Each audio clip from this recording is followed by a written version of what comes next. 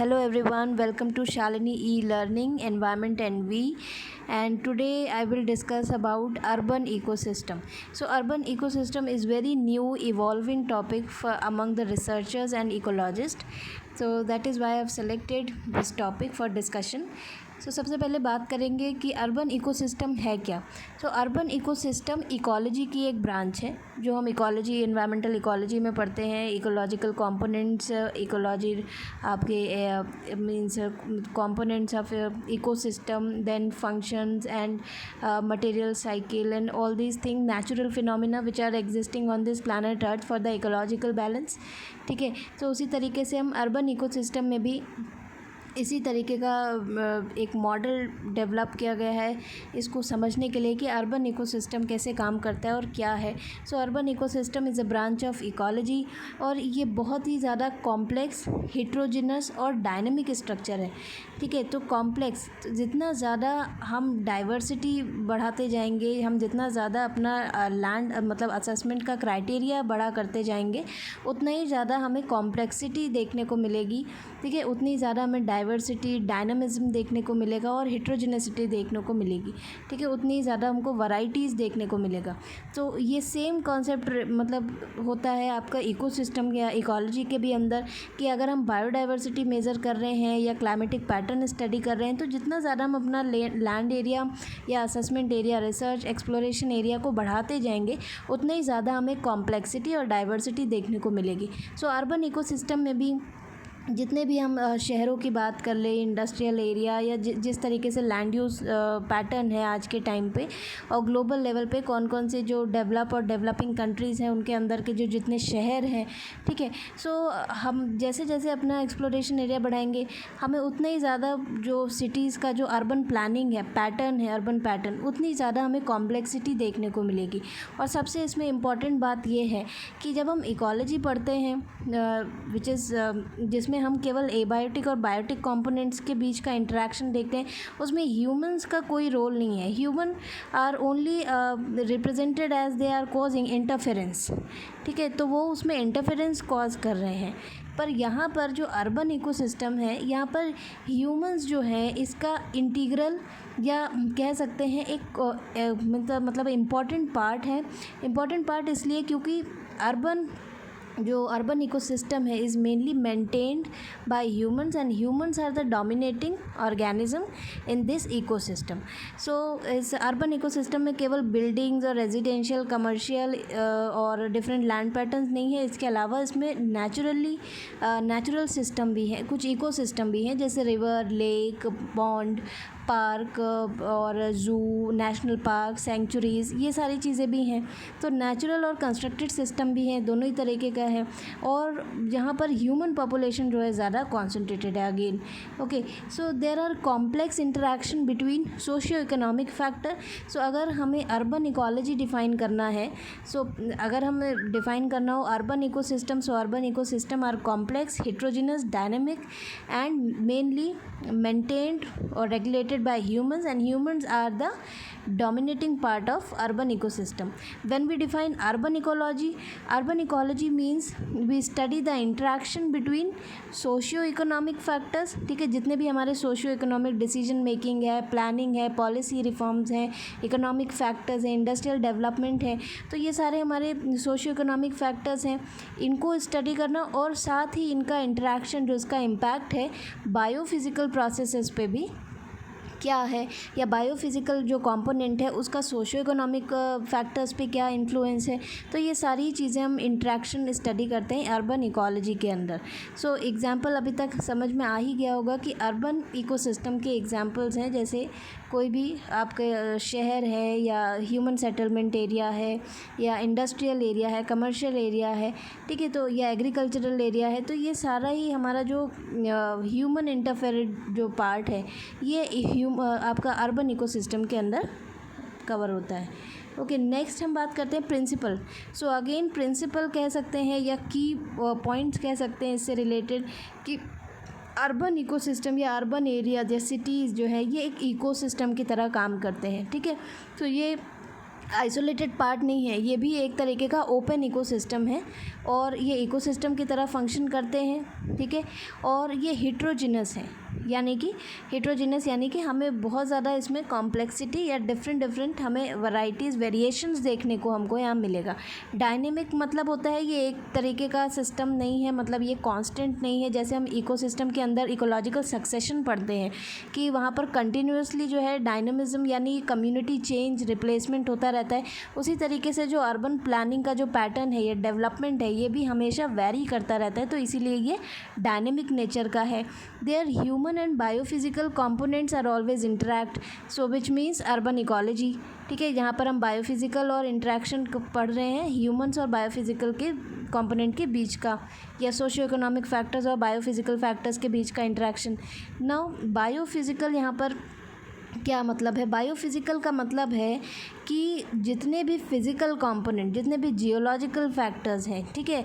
अब जैसे हमने कंपोनेंट ऑफ एनवायरनमेंट के अंदर पढ़ा था, हाइड्रोस्फेयर, लिथोस्फेयर, एटमॉस्फेयर, बायोस्फेयर, ठीक, उसी तरीके से ये बायोफिजिकल कंपोनेंट भी है, जिसमें हम hydrosphere, lithosphere, atmosphere and very most important part in this context is anthroposphere, ठीक है, जिसमें ह्यूमंस भी एक इम्पॉर्टेंट पार्ट है कंपोनेंट का, ठीक है। तो ये बायोफिजिकल प्रोसेस हो गए। अब नेक्स्ट बात करते हैं, कंपोनेंट्स को डिफ़ाइन कर लेते हैं अर्बन इकोसिस्टम के कंटेक्स्ट में कैसे डिफ़ाइन करेंगे। सो बायोस्फीयर है, बायोस्फीयर यानी अर्बन इकोसिस्टम में जहाँ पर भी आपके प्लांट्स, एनिमल्स हैं और ह्यूमन सेटलमेंट है, वो सारा एरिया आपका बायोस्फीयर कहला रहा है, ठीक है। तो इसके अंदर जो है सस्टेनेबल एग्रीकल्चर प्रैक्टिस किया जा रहा है ताकि अर्बन इकोसिस्टम को मेंटेन किया जा सके या रेगुलेटेड वे में, एक स्टेबल वे में इसको रखा जाए। Urban ecosystem animals include domesticated और नॉन डोमेस्टिकेटेड स्पीशीज़, ठीक है। तो ये जितना भी हम जो लिविंग स्पेस है, जितना भी बायोस्फीयर के अंदर, वो हम इस तरीके से डिफ़ाइन कर सकते हैं। कमर्शियल है, इंडस्ट्रियल है और ह्यूमन सेटलमेंट है, एग्रीकल्चरल प्लेस है, या फिर हम बात कर सकते हैं एनिमल डोमेस्टिकेशन या नॉन डोमेस्टिकेटेड स्पीशीज़, ऐसे मीन्स जो ऐसी एनिमल स्पीशीज़ जो कंजर्व्ड है नेशनल पार्क या सेंचुरीज़ में, तो they are non domesticated wild species, ठीक है। तो इस तरीके से ये बायोस्फीयर का पार्ट हो गया अर्बन इकोसिस्टम के अंदर। जियोस्फीयर में क्या बात करेंगे? जियोस्फीयर में हम लिथोस्फीयर, पीडोस्फीयर यानी कि आपका सॉइल, ठीक है, उसमें रॉक और आपका जो सरफेस है, अर्थ सरफेस, ठीक है, तो टोपोग्राफी और एटमॉस्फेयर, हाइड्रोस्फेयर यानी एक्वाटिक इकोसिस्टम, ये सारा ही आपका जियोस्फेयर में आ जाएगा, ठीक है, जिसमें soil, water, air, nutrient, climate, drainage, topography यानी वाटरशेड, ये सारा ही कुछ आपका जियोस्फेयर के अंदर आ जाएगा। एंथ्रोपोस्फेयर नाम से ही समझ आ रहा है कि जहाँ पर ह्यूमन पॉपुलेशन कॉन्सेंट्रेटेड है, सोशियो इकोनॉमिक एक्टिविटीज़ हो रही हैं और एक दूसरे पे इम्पैक्ट कॉज कर रही हैं, तो ये आपका एंथ्रोपोस्फेयर हो गया। तो ये कंपोनेंट्स हो गए मेजर अर्बन इकोसिस्टम के, ठीक है। अब इसमें हम बात करते हैं कि कैसे इसको जो है मतलब अर्बन इकोसिस्टम फंक्शन कैसे करता है। सो फंक्शन में हम ब्रॉडली ये समझ लेते हैं कि ये जो भी सोशियो इकोनॉमिक और बायोफिजिकल कंपोनेंट के बीच का इंटरेक्शन है, इसको हम दो पार्ट में डिवाइड करके अगर स्टडी करें, जैसे व्हाट आर द इनपुट्स, कि कौन कौन से ऐसे सोर्सेज हैं, कौन कौन से एक्शंस हैं, जो इंटरेक्शन है, जो हम as a input urban ecosystem में डाल रहे हैं, ठीक है, या उनके अंदर इन्वेस्ट कर रहे हैं। तो जो हमारे मेजर कंपोनेंट है जो हमने अभी पीछे पढ़े, ठीक है, जियोस्फेयर, एंथ्रोपोस्फेयर, बायोस्फेयर, सो यहाँ पर इसको डिवाइड किया गया है एटमॉस्फेयर, हाइड्रोस्फेयर, लिथोस्फेयर में, इस तरीके से, ठीक है। तो जो इनपुट्स हैं हमारे कि what we are giving to this system, तो हम क्या इसमें दे रहे हैं, हम we are harnessing the energy, we are manufacturing the goods, we are making policy, decision making, industrial development, education, job opportunities and employment, everything is there which is a input, which ये हमारा input की तरह इस system के अंदर काम कर रहा है, ठीक है। सो यहाँ से जो है मटेरियल फ्लो, एनर्जी फ्लो, ये सारी चीज़ें इसमें चल रही हैं। Now what is the output, ठीक है, आउटपुट क्या हो रहा है? आउटपुट ये है इसका, जो हम कह सकते हैं what is the feedback of this system, ठीक। तो वो क्या है? वो है एमिशंस, गैसियस एमिशंस, पोल्यूशन और air pollution, means solid waste contamination या सॉइल कंटामिनेशन, केमिकल्स, वेस्ट और एंड देन मैन्युफैक्चरिंग गुड्स, ठीक है, जो डिस्पोज्ड वेस्ट है। तो ये सारे हमारे ग्लोबल आउटपुट्स हो गए, ठीक। नेक्स्ट हम बात करते हैं what is the structure and function. इस जो पीछे वाले डायग्राम को इसी को थोड़ा सा यहाँ पर एक्सप्लेन किया है कि फिजिकल कॉम्प्लेक्स जैसे कि जो नॉन लिविंग आपके फैक्टर्स हैं अर्बन इकोसिस्टम में, ये इनपुट हैं, ठीक है, which is highlighted from yellow which is input. So includes building, transport network, surfaces, parking lots, roof. तो ये सारी चीज़ें एनवायरनमेंट को ऑल्टर करके, मतलब लैंड यूज़ पैटर्न को चेंज करके बाय ह्यूमन डिसीजन मेकिंग, ये सारे स्ट्रक्चर्स को मॉडिफाई किया गया है, यूज़ किया गया, एक्सप्लॉयट किया गया है for the facility as a input, ठीक है। Physical component of urban ecosystem include energy use, तो we are harnessing resources, we are using energy, we are means importing and transforming, exporting the material. तो ये सारे ही हमारे input functions हैं, ठीक है। एंड आउटपुट क्या है कि एनर्जी, मटेरियल ट्रांसफॉर्मेशन जो है, ये जितनी भी चीज़ें मैन्युफैक्चरिंग या डेवलपमेंट या पैटर्न चेंज, प्लानिंग, ये सारी चीज़ें हो रही हैं, तो ये किस लिए हो रही हैं? ये इकोनॉमिक बेनिफिट हो गया आपका, इससे सोशल बेनिफिट हो गया, ठीक है। तो ये सारे बेनिफिट भी इससे अराइज हो रहे हैं। But what is the negative feedback of this, what is the output is pollution, ठीक है, मास पॉपुलेशन और over exploitation of resources, over population, waste and then excess of heat, ठीक है। तो ये हो गया। इसमें एक और नेगेटिव फीडबैक में हम एक टर्मिनोलॉजी ऐड कर सकते हैं, जैसे urban sprawling, expansion of urban areas towards the rural areas, ठीक है। रूरल एरियाज़ में भी अर्बन जो एरियाज़ है उसको एक्सपैंड करना, इंक्रीज़ करना, ठीक है, ताकि हम ह्यूमन सेटलमेंट और उसमें अर्बन एरियाज़ में बढ़ा पाए। तो रूरल एरियाज से ज़्यादा ह्यूमन सेटलमेंट या पॉपुलेशन जो है वो अर्बन एरियाज़ में है। इसीलिए ये टॉपिक आज के टाइम पे फोकस्ड है रिसर्चर्स के बीच में कि कैसे मैनेज किया जाए अर्बन इकोसिस्टम, ठीक। So urban ecosystem are often warmer than the other ecosystem because human population यानी एक तरीके का स्पीशीज़ जो है वो बहुत ज़्यादा है, ठीक है। तो यहाँ पर कैरिंग कैपेसिटी का भी एक क्वेश्चन अराइज होता है कि what is the about in context of resilience and carrying capacity of that ecosystem, ठीक है। And often they are warmer ecosystem in compare to other ecosystem, so have less infiltration of rain water क्योंकि concretization है, ठीक है, land use pattern change है, rain water जो है वो ग्राउंड वाटर में आसानी से सीप डाउन नहीं हो पाता है। सो local and means into the local soil and show higher rates and amount of surface runoff after the rain and storms, ठीक है। सो these are the negative loop, we can say negative feedback of the urban ecosystem and this is how an urban ecosystem work, ठीक। Now अब हम इसको diagram के एक example के form में समझ सकते हैं।